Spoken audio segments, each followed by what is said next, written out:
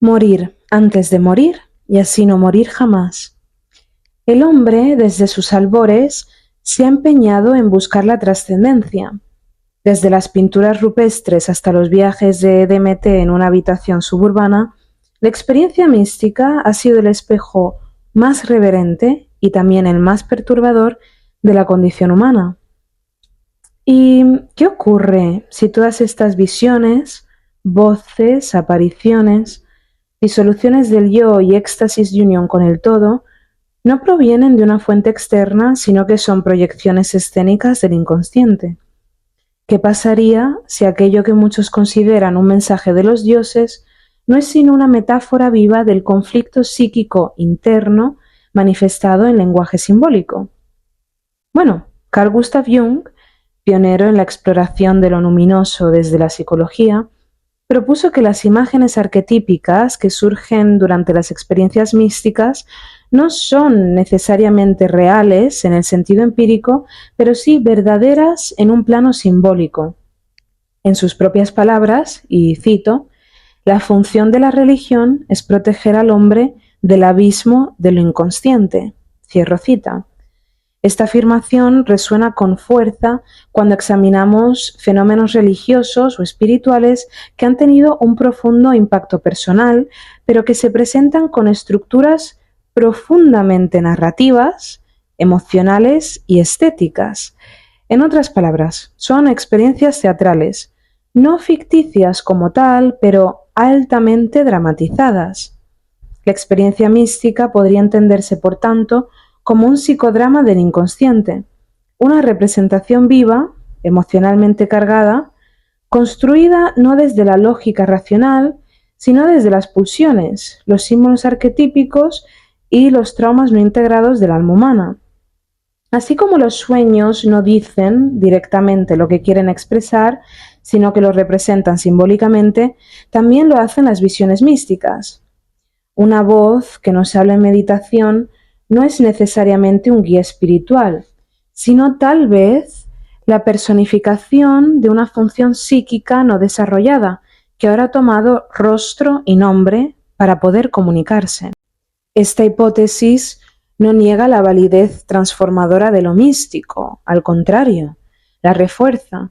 Si el misticismo es una función del inconsciente profundo, entonces es una parte estructural de la mente humana y no una simple anomalía. No estamos ante alucinaciones irrelevantes, sino ante una gramática simbólica, ancestral, que permite que lo inefable del psiquismo se manifieste en el plano experiencial. El problema surge cuando el sujeto interpreta estas experiencias literalmente. Allí comienza la idolatría del símbolo.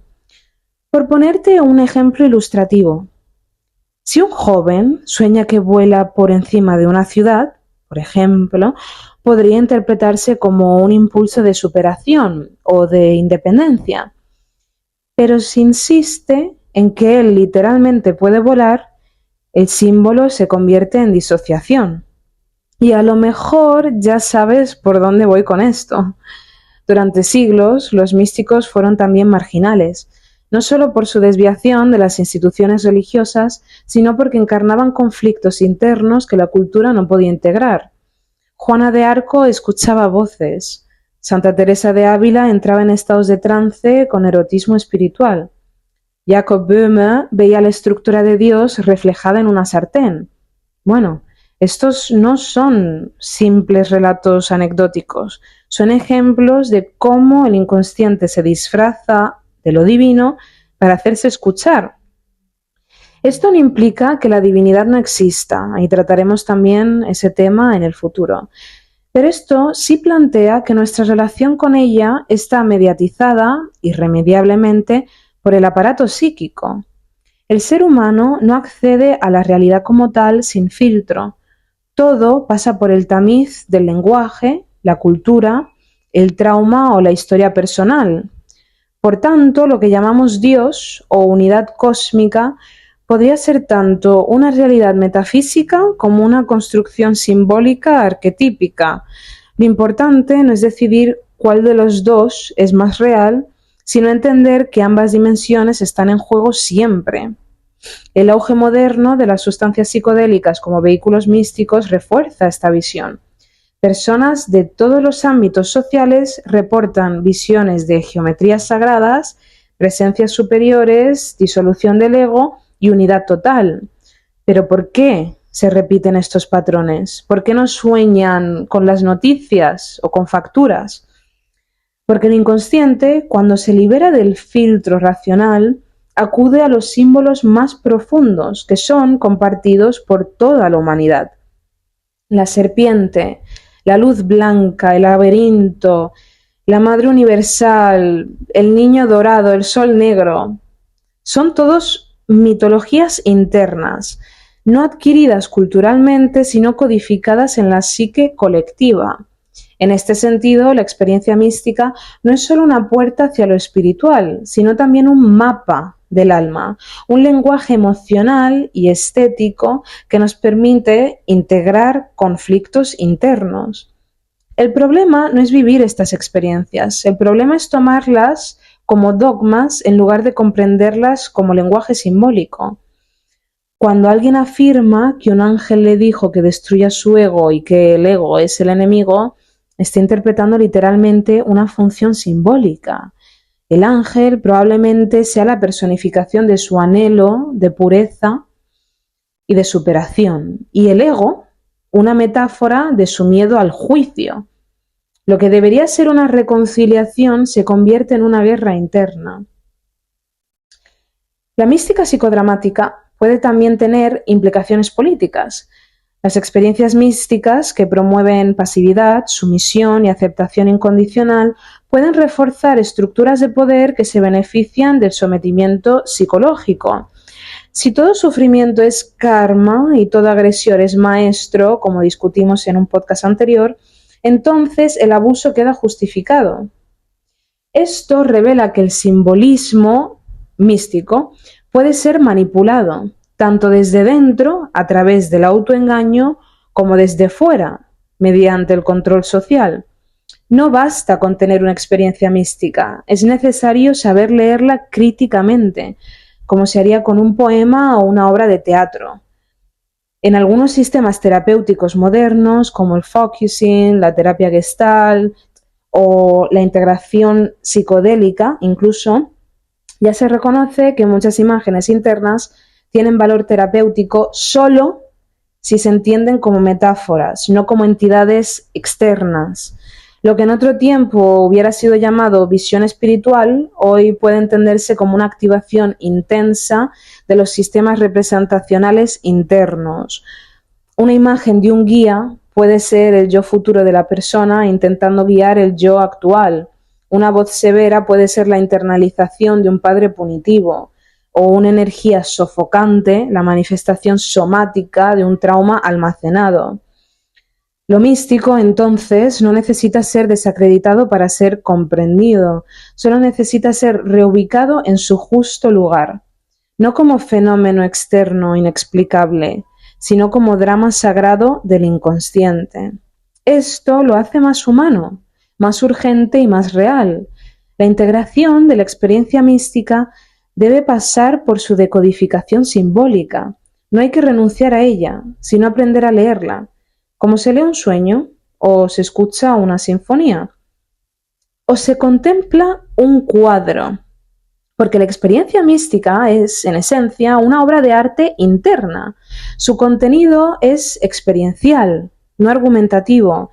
Se manifiesta a través de imágenes, símbolos y movimientos emocionales, todos sin lógica lineal. Es por ello que produce tal impacto. Aquí el alma no responde al silogismo, sino al mito. Y si bien muchos filósofos modernos intentaron desterrar el mito del ámbito del pensamiento maduro, la psique humana continúa recurriendo al símbolo como su medio nativo de expresión profunda. El mito no es una mentira, es un contenedor de verdades que no caben en el discurso literal. Jung sostenía que la función trascendente del inconsciente es un mecanismo mediante el cual la psique busca compensar desequilibrios del yo consciente, generando símbolos unificadores. Si el ego está atrapado en una visión de un mundo mecanicista, nihilista o excesivamente racional, el inconsciente reacciona generando visiones profundamente simbólicas de luz, unidad, amor o muerte. Estos fenómenos no son necesariamente producto de una realidad superior, sino compensaciones homeostáticas de una estructura interna que busca completitud. Esto podría explicar por qué muchas experiencias místicas aparecen en momentos de colapso psíquico, enfermedad, duelo o crisis existencial. No son un regalo divino gratuito, sino la respuesta de una mente fracturada que intenta autorregularse mediante la imagen. Al igual que el cuerpo genera fiebre para combatir una infección, la psique genera símbolos para enfrentar un abismo. Y en esto la imagen no es ornamento, es medicina. Aquí entra en juego la noción de verdad simbólica. Lo que se experimenta durante una visión mística puede no ser factual, pero sí profundamente verdadero para la transformación del sujeto. Te pongo otro ejemplo. Un sujeto en depresión severa que tiene una experiencia de fusión con una luz amorosa siente que ha sido salvado, ¿vale? Desde fuera podríamos decir que alucinó. Desde dentro, esa luz es real en tanto provocó una reconfiguración del sentido, o sea, una reactivación de su impulso vital. Aquí no importa si la luz existe o no existe fuera de él. Lo que importa es que esa imagen organizó su caos interior de forma coherente, le dio sentido. Pero esta verdad simbólica tiene límites. Cuando se convierte en literalismo, se transforma en dogma o incluso delirio. Sigamos con el mismo ejemplo. Si ese mismo sujeto comienza a predicar que él es un enviado de la luz y que los demás son oscuros, bueno, la imagen claramente ha sido secuestrada por el ego, que ahora se ha inflado espiritualmente. Este fenómeno, conocido como inflación arquetípica, es muy frecuente en contextos espirituales donde no hay contención psicológica. De ahí la importancia de distinguir entre símbolo y creencia. El símbolo debe ser una puerta, no una residencia permanente. Podemos encontrar resonancias de esta visión incluso en los textos sagrados. Por ejemplo, en el Apocalipsis de Juan. Este está plagado de imágenes altamente simbólicas. Nos habla de bestias, trompetas, copas, ángeles con espadas. Bueno, es un drama cósmico, pero también es el retrato de una psique en colapso ante un cambio civilizatorio. Muy importante. La revelación puede leerse como una visión interior de una transformación psíquica profunda proyectada en lenguaje mitológico. Lo mismo podríamos decir de las visiones de Ezequiel, las pruebas de Job o incluso las tentaciones de Cristo en el desierto. Las podemos ver como estructuras arquetípicas más que eventos históricos. Y bueno, en tradiciones místicas más orientales, como el Dzogchen tibetano o el Advaita Vedanta, se reconoce que la mente tiene múltiples niveles de realidad y que muchas visiones son simplemente proyecciones de la mente más sutil. Estas escuelas invitan no a aferrarse a la visión, sino a atravesarla. Ver una deidad, por hermosa que sea, no es lo importante. Lo importante es no identificarse con ella, no atraparse en el drama. Esto, claro, se dice muy fácil, pero implica un nivel de madurez espiritual que en Occidente rara vez se alcanza sin acompañamiento terapéutico. La integración del psicodrama místico como experiencia transformadora y no como verdad objetiva es crucial en esto, porque también existe el peligro inverso, que es patologizar la mística. Muchos psiquiatras clínicos clasifican cualquier tipo de visión o disolución del yo como signo de psicosis. Esto, a mi parecer, es un error simétrico al del fundamentalismo espiritual. Así como no todo lo que vemos en una visión es real, Tampoco todo lo que es simbólico es directamente enfermo. El alma tiene formas extrañas de sanarse a sí misma y lo tenemos que entender. El objetivo no debería ser eliminar la visión, sino entenderla. Esto nos lleva a un punto clave, ¿no? Que es la experiencia mística debe leerse y no creerse. El terapeuta, el guía o el místico maduro no es quien confirma la literalidad de la visión, sino quien ayuda a decodificarla y a discernir lo simbólico de lo egoico y lo arquetípico de lo personal. En este sentido, el misticismo se convierte en una forma de arte interior donde el sujeto es a la vez artista, espectador y lienzo. Por eso la figura del chamán en muchas culturas originarias no es solo un médium espiritual, sino también un psicodramaturgo del alma tribal. Su trabajo no es dar respuestas absolutas, sino catalizar símbolos que reintegren al individuo y a la comunidad, ya sea un canto, un tambor o una imagen. Estos pueden reconfigurar el tejido emocional de un grupo entero. Pero para ello el chamán necesita tener un conocimiento profundo del alma humana y no solo del espíritu. En última instancia, las experiencias místicas nos recuerdan que somos seres narrativos, que el alma no se cura con datos, sino con mitos, que lo invisible no es lo no existente, sino lo no literalizable. Bueno, y que la visión no es prueba de verdad, sino llamado al sentido. Aceptar que las experiencias místicas son psicodramas del inconsciente no implica vaciarlas del sentido. Ojo, al contrario. Trata de densificarlas. La visión simbólica del misticismo no disuelve lo divino, sino que lo descentraliza. La pregunta aquí ya no es ¿esto fue real?, sino ¿qué me está diciendo esta imagen sobre mi propia estructura de sentido? La metáfora sustituye a la doctrina y el símbolo a la creencia. Y esto tiene consecuencias éticas, porque nos obliga a asumir la responsabilidad de lo que sentimos, de lo que vemos y de lo que invocamos consciente o inconscientemente. Cuando el misticismo es tomado como literal, el sujeto se ubica como un receptor pasivo de un mensaje externo. Solemos oír a las personas que viven este tipo de experiencias decir cosas como algo me habló, alguien me dijo, un ser de luz me mostró. Y bueno, esta narrativa exonera, hace del alma un escenario sin dramaturgo. Pero si el sujeto comprende que esa figura, esa voz, esa energía, es una construcción del inconsciente profundo propio, entonces todo cambia. Ahora él es el autor de su propio mito, aunque no lo controle conscientemente. Se convierte en lector activo de sí mismo. Lo místico pasa a ser algo que le ocurre a ser algo que le revela.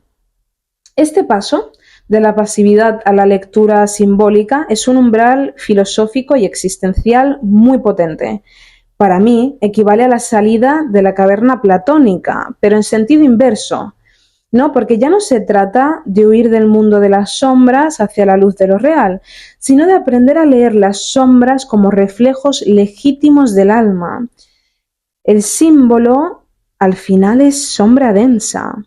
Y aquí ver no es comprender. Comprender es interpretar. Y la interpretación, a diferencia de la creencia, siempre implica un grado de duda fecunda. Y bueno, a lo mejor en este punto te estás preguntando qué lugar queda para Dios. Entonces, te va a sonar extraño, pero tal vez el más digno. No el ente supremo fuera de nosotros, sino la forma en que se organiza el misterio dentro de nosotros. Poner a Dios como gramática emocional de lo incomprensible. Dios como símbolo máximo, como estructura nodal de sentido, como aquello que no se reduce a ninguna imagen, pero que todas las imágenes intentan representar. Y esta visión no es atea ni teísta, es hermenéutica, y por eso es peligrosa para las instituciones religiosas que se alimentan de certezas.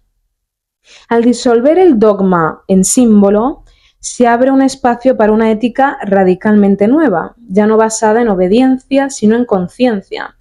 Si la visión mística me muestra un ángel que me dice debes perdonar a tu enemigo, por ejemplo, no tengo que obedecer al ángel por ser un ser superior, sino tengo que preguntarme, ¿qué parte de mí necesita que integre la sombra del enemigo? ¿Qué mensaje me doy a través de esta figura que se me ha presentado? La ética simbólica es profundamente exigente, si entiendes este ejemplo, porque ya no hay afuera al que culpar, ni mandatos que seguir ciegamente. Solo queda el espejo. Esto implica una revisión también de la figura del mal. En muchas visiones místicas aparecen demonios, serpientes o entidades oscuras. Bueno, y el lector literal los rechaza, los combate activamente, pero el lector simbólico los va a interrogar. Va a preguntar qué parte de mí representa esta figura, qué es lo que no estoy integrando. Y bueno, el mal deja de ser una fuerza externa a ser vencida y pasa a ser una metáfora del rechazo interno. Se podría decir que el infierno, más que un lugar, es un estado de alienación simbólica. El demonio es la forma que toma el deseo reprimido, el trauma no resuelto y la sombra negada. No es coincidencia que los grandes místicos hayan atravesado noches oscuras del alma. San Juan de la Cruz no vio la luz hasta perderse por completo en su desierto interior. Rumi no cantó hasta que su alma se rompió. Eckhart no predicó la nada hasta haber sido despojado de toda certeza. En todos los casos, lo místico aparece como respuesta a un vaciamiento integral, no como confirmación, sino como ruptura, y lo que emerge no es una verdad objetiva, sino una gramática poética del alma, una forma de estar en el mundo sin necesidad de dominarlo. Esta visión mística, como psicodrama interior, exige también una pedagogía distinta. No se puede enseñar mediante dogmas ni revelaciones, sino mediante imágenes que resuenen en la persona. El guía espiritual ya no es el que sabe, sino el que sabe leer, el que ayuda al otro a decodificarse a sí mismo. El símbolo no se impone, se presenta y cada lector extrae una verdad distinta porque su alma es distinta. Y esto convierte al misticismo simbólico en una ética de la singularidad, donde no hay camino universal y solo se manifiestan gramáticas particulares del infinito. A nivel colectivo, esta visión tiene implicaciones profundas. Si las visiones místicas son expresiones del inconsciente colectivo, entonces toda cultura está construida sobre símbolos vivos que organizan el caos emocional de las masas. Como por ejemplo en Occidente tenemos la cruz, la estrella, el fuego, el ojo, el cuervo, el monte, la caverna. Todos estos no son solo iconos, son unidades de energía simbólica que condensan siglos de miedo, deseo, éxtasis y redención. Los mitos fundacionales de las culturas son, por tanto, místicas colectivas congeladas. Y cuando un símbolo se fosiliza, deja de sanar y empieza a oprimir. Por eso, renovar el símbolo es una tarea ética y política. Si la visión del mundo actual está dominada por imágenes de competencia, control, fragmentación y consumo, es lógico que nuestras almas estén enfermas. La sanación no vendrá de nuevos datos, sino de nuevas imágenes. Y esas imágenes deben emerger del inconsciente colectivo, no desde una estrategia de mercado. No se trata de inventar símbolos, sino de liberar lo que ya están haciendo en el subsuelo del alma cultural. Finalmente, hay una dimensión aún más sutil que no quiero dejar pasar, y esa es la del silencio. Si el símbolo es lenguaje, el silencio es lo que lo rodea. Toda visión mística genuina termina en un punto donde el símbolo se disuelve.